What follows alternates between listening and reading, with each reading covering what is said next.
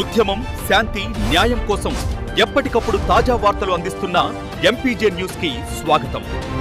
MPJ news కి స్వాగతం. వార్తలు చదువుతుంది మీ మాధురి. ముస్లిం శ్మశాన వాటికకు రక్షణ కావాలి, కాంపౌండ్ నిర్మాణం పూర్తి చేయాలంటూ వినతి.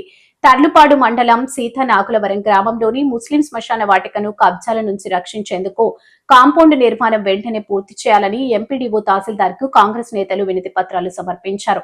ఇప్పటికీ కేటాయించిన స్థలాన్ని దుర్వినియోగం చేయాలనే ప్రయత్నాలు జరుగుతున్నాయని ఆందోళన వ్యక్తం చేస్తూ ప్రభుత్వం దృష్టికి తీసుకెళ్లాలని డాక్టర్ షేక్ మహబూబ్ వలీ డిమాండ్ చేశారు. ఈరోజు తర్లుపాడు మండల తహసీల్దార్ గారికి మరియు తర్లుపాడు మండల ఎంపీడీఓ గారికి మన తర్లుపాడు మండలంలోని సీతానాగులవరం గ్రామానికి సంబంధించినటువంటి 2023లో 22/3 సర్వే నెంబర్లో 13 సెంట్ల భూమిని ముస్లిం శ్మశాన వాటిక కింద కేటాయించడం జరిగింది.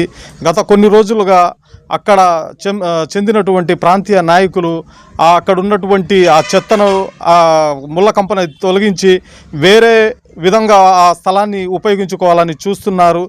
ఈ సందర్భంగా మేము కాంగ్రెస్ పార్టీ తరఫున డిమాండ్ చేస్తున్నాము, ఆ స్థలాన్ని యథావిధిగా కొనసాగించాలి.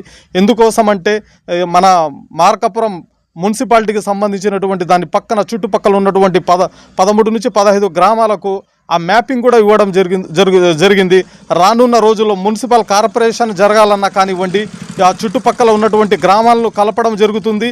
మరియు అనేక ప్రాంతాల నుండి ప్రజలు వచ్చి అక్కడ స్థిరపడతారు. కాబట్టి ముస్లిం శ్మశాన వాటిక అయితే యథావిధిగా కొనసాగించాలని మేము ఈ సందర్భంగా కాంగ్రెస్ పార్టీ తరఫున డిమాండ్ చేస్తున్నాం.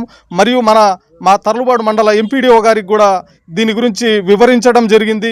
మరియు దానికి సంబంధించి ఆ ప్రహరీ గోడ కోసం తమ ప్రభుత్వ పై అధికారులకు మరియు ప్రభుత్వం దృష్టికి ఈ విషయాన్ని తీసుకువెళ్ళి దానికి సంబంధించినటువంటి నిధులను కేటాయించే ఆ ప్రహరీ గోడను కూడా నిర్మించాలని మేము కోరడం జరిగింది. Thank you. జై హింద్. మరిన్ని తాజా వార్తా విశేషాల కొరకు ఎంపీజే న్యూస్ ఛానల్ ని చూస్తూనే ఉండండి.